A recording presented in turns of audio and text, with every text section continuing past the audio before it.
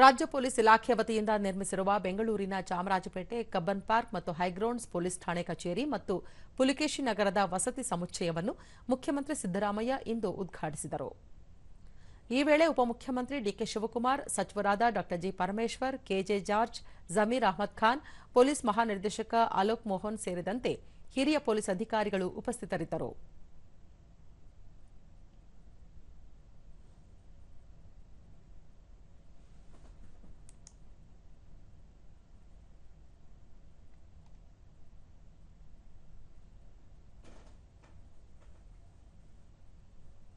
ಬಳಿಕ ಮುಖ್ಯಮಂತ್ರಿ ಪೊಲೀಸ್ ಜನಸ್ನೇಹಿಯಾಗಿ ಕೆಲಸ ಮಾಡಿದಾಗ ಸರ್ಕಾರ ನಿಶ್ಚಿಂತೆಯಿಂದ ಅಭಿವೃದ್ಧಿ ಕೆಲಸ ಕಾರ್ಯಗಳ ಕಡೆ ಗಮನ ಹರಿಸಲು ಸಹಕಾರಿಯಾಗಲಿದೆ.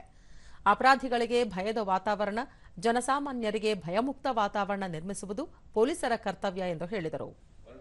ರಾಜ್ಯದ ಜನಸಂಖ್ಯೆ 7 ಕೋಟಿ ದಾಟಿದೆ. ಎಲ್ಲರ ಆಸ್ತಿಪಾಸ್ತಿ ರಕ್ಷಣೆ, ನೆಮ್ಮದಿಯ ಬದುಕು ಮತ್ತು ಸುರಕ್ಷಿತ ವಾತಾವರಣ ನಿರ್ಮಿಸುವ ಜವಾಬ್ದಾರಿ ಪೊಲೀಸರ ಮೇಲಿದೆ. ಇಲಾಖೆಗೆ ಬೇಕಾಗುವ ಎಲ್ಲಾ ಸವಲತ್ತುಗಳನ್ನು ಒದಗಿಸಲು ಸರ್ಕಾರ ಸಿದ್ಧವಿದೆ. ರಾಜ್ಯದಲ್ಲಿ ಶಾಂತಿ ಸುವ್ಯವಸ್ಥೆ ಇದ್ದಾಗ ಮಾತ್ರ ಅಭಿವೃದ್ಧಿಯ ವೇಗವೂ ಹೆಚ್ಚಾಗಲಿದೆ ಎಂದು ಅವರು ತಿಳಿಸಿದರು. ಪೊಲೀಸ್ ಪೇದೆಗಳು ಸೇರಿದಂತೆ ಹಿರಿಯ ಅಧಿಕಾರಿಗಳ ಯೋಗಕ್ಷೇಮ ಸರ್ಕಾರದ ಜವಾಬ್ದಾರಿ. ಪೊಲೀಸ್ ಸಿಬ್ಬಂದಿ ಗೃಹ ಯೋಜನೆಯನ್ನು ಸರ್ಕಾರ ಮುಂದುವರಿಸಲಿದೆ ಎಂದು ಅವರು ಇದೇ ಸಂದರ್ಭದಲ್ಲಿ ತಿಳಿಸಿದರು. ಬಹಳ ಚೆನ್ನಾಗಿ ಕಟ್ಟಿದ್ದಾರೆ. 2 ರೂಮ್, ಮೊದಲೆಲ್ಲ 1 ರೂಮ್ ಮಾಡ್ತಿದ್ರು. ಈ 2 ರೂಮ್ ಇರ್ತಕ್ಕಂಥ ಒಳ್ಳೆ ಕಿಚನ್ ಇರ್ತಕ್ಕಂಥ ರೂಮ್ ಅನ್ನ ಮಾಡಿಕೊಡ್ತಕ್ಕಂಥ ಕೆಲಸವನ್ನು ಮಾಡಿದ್ದಾರೆ. ಯಾವಾಗಲೂ ಪೊಲೀಸ್ನವ್ರು ಇದ್ದಾರಲ್ಲ, ಕಾನ್ಸ್ಟೇಬಲ್ಗಳು, ದಫೇದಾರ್ಗಳು, ಸಬ್ ಇನ್ಸ್ಪೆಕ್ಟರ್ಗಳು, ಅವರೇ ಜಾಸ್ತಿ ಕೆಲಸ ಮಾಡೋದು. ಬಟ್ ಯಾರು ಕೂಡ ಜನರಿಗೆ ರಕ್ಷಣೆ ಕೊಡ್ತಕ್ಕಂಥ ಕೆಲಸವನ್ನು ಮಾಡಬೇಕು. ಅವ್ರಿಗೆಲ್ಲ ಸವಲತ್ತುಗಳನ್ನ ಕೊಡ್ತಕ್ಕಂಥ ಕೆಲಸವನ್ನು ಮಾಡ್ಕೊಳ್ಳೋಣ.